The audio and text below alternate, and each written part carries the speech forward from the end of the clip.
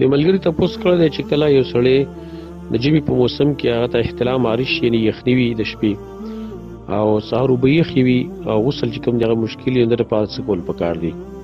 جواب دا دی چې په دې باب کې ګوره ډېر خلک بې احتیاطي کوي. نو اصل حکم خو هغه دا دی چې سړي ته جنابت عارض شي نو دی به غسل کوي، خامخا به کوي او وختي به یې کوي. په دې کې ځینې کسان داسې وي چې هغې شرمېږي او شرم کوي، نو هغې غسل نه کوي، نه په کور کې وینا کولی شي، که چا څه بېلوه شي هم وینا نه شي کولی، یاره څوک راباندې بدګماني ونه کړي وغیره پلان ټینګ وغیره. دا خبره بانتهایي غلطه خبره ده. د دین په باب کې شرم نشته دی. ان الله لا یستحی من الحق، الله د حق د بیان نه حیا نه کوي. نو موږ هم پکار دي چې موږ د هغې په باره کې حیا ونه کړو، ښکاره خبره وکړو. کور کې د مور ته ویلی شي، خور ته دې ویلی شي، چا ته دې ویلی شي چې ما اوبه ګرمې کوي، دا یو عذر دی انسان ته.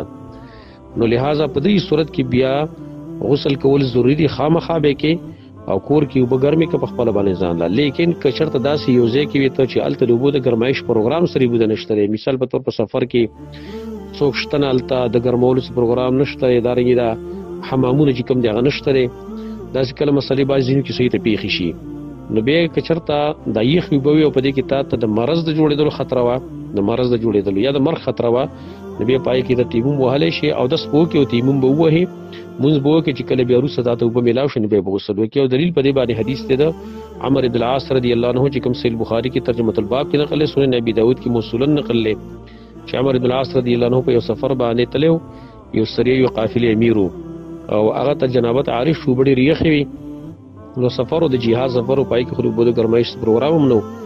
هغه وایي زه په ځان باندې ویرېدم چې زه خرابېږم، مرض به راته ولګي یا به مړ شم. نو بس هغه اودس وکړو او باقي جنابت دپاره تیمم او مونځ یې وکړو.